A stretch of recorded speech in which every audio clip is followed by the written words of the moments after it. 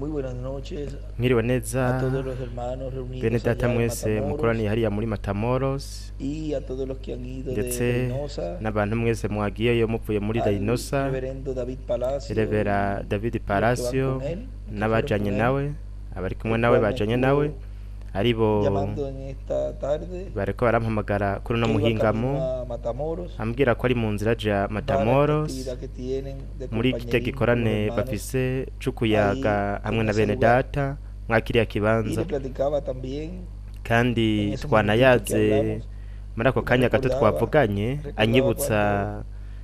cuando twibukanye estábamos en las igihe giras twari turi con mu el hermano nzira William, turiko turajana en na mudata donde William viajábamos, aho no recuerdo si era twagiye de Reynosa a sinibuka Matamoros namba o de twava muri Matamoros a Reynosa Reynosa, tuja Matamoro canke tuva pero Matamoro tuja toda esa Reynosa, región la ariko ako karere kose caminé, tuve el privilegio de andar con el twarakagendagenze hermano William y con nagize ihirwe ryo kugenda na mudata muchos de los que William están ahí, con algunos de ndetse ustedes que na viajaron benshi bari y hariya estuvieron, otros hamwe estuvieron en las n'abandi actividades benshi twajanye hamwe que n'abandi fueron bari mu llevadas a bikorane cabo en ese vyakozwe tiempo, muri ico gihe, las cuales arivyo recuerdo con mucho nibuka amor y cariño. n'urukundo rwinshi no Y kwicisha cuando bugufi. vemos ahora Kandi iyo tubonye mensajes rero iyo mbonye que ubutumwa fueron predicados en bwavugiwe esos lugares, muri ivyo aquí en bibanza México y en toda ndetse la no muri América Latina, Mexique no muri Amerika pero Latine yose, especialmente ariko esos cane lugares cane donde aho ustedes hantu están, aho mwebwe muri para mí pues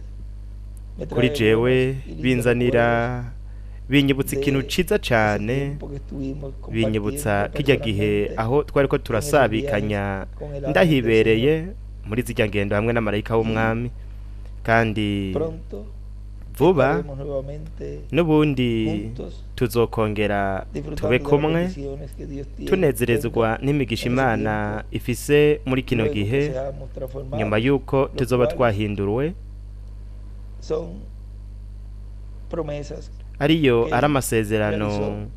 y habló por medio de los yasezeranye santos kandi profetas de avuga Dios, biciye mu los cuales bavugishwa hablaron bera siendo b'Imana, inspirados por Dios, aribo bavuga y bahumekewe son promesas n'Imana, que son kandi para nuestro n'amasezerano tiempo, yo muri iki gihe como lo es cacu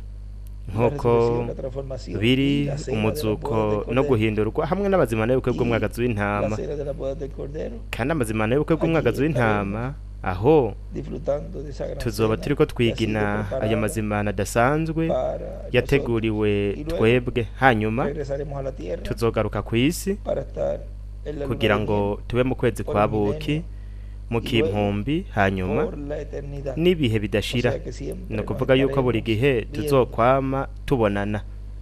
Así que adelante Nuko rero mubandanye en este tiempo que nos queda, muri kino estando en gihe estos cuerpos, dusigaje turi mwino mibiri preparándonos twitegura para esos grandes eventos twitegurira ivyo proféticos que bintu están bikomeye por cane acontecer. vy'ubuvugishwa bugiye Cada uno de kuba nosotros bugiye como gushitswa, individuos umwe wese ku tenemos giti esa ciwe responsabilidad turafise uno de como mwitwarariko templo espiritual del nk'ingoro Señor, y'umuryo prepararnos bw'impwemu y'umwami, para que twitegure Él habite kugira ngo pronto en nuestros abe corazones, vuba nuestras mu mitima almas, yacu mu bugingo y así bwacu,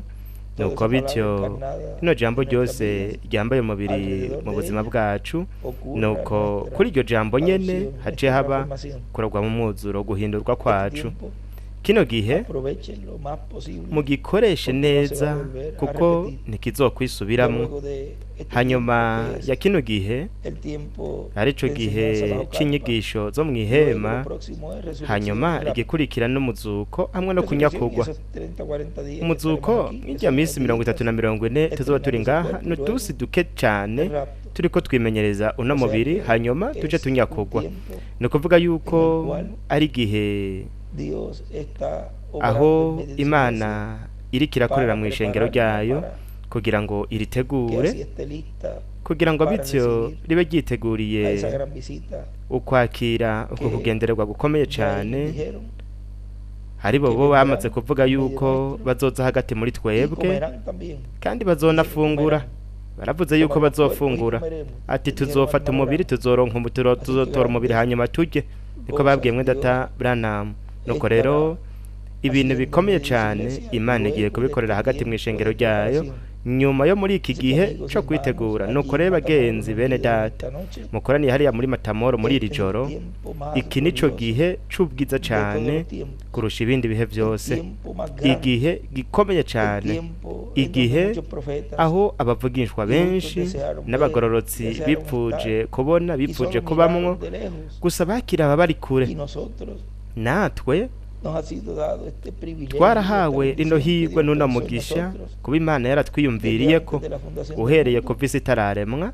para kugira estar presentes y tube ser actores twibereye hano y recibir kandi tube todas n'abakozi esas grandes promesas. turonke n'ano masezerano Así que, yose mis amados ahambaye hermanos akomakomeye nuko rero bakundwa y bene amigos data allá en n'inshuti Matamoros y los que hariya fueron de muri Reynosa Batamoro también, los que están ndetse en Reynosa n'abagiye y toda muri esa Reynosa región, abari muri Reynosa no mu kanya adelante karere sirviendo kose al Señor mubandanye mukorera con temor, umwami con mufise temblor, ubwoba muhinda sabiendo agashitsi muzi que en esta yuko dispensación muri kino del kiringo reino, en c'ubwami esta dispensación muri kino la kiringo cual Dios trae arico imana esas grandes promesas en izanyemwo este ano nuevo masezerano amanecer, akomeye cyane muri kino en el amanecer gitondo del día gishasha postrero. muri no rukerera rwo ku munsi Dios wa nyuma trae bendiciones imana izanye imigisha para todos sus hijos, ku bana bayo Pero bose también ariko kandi trae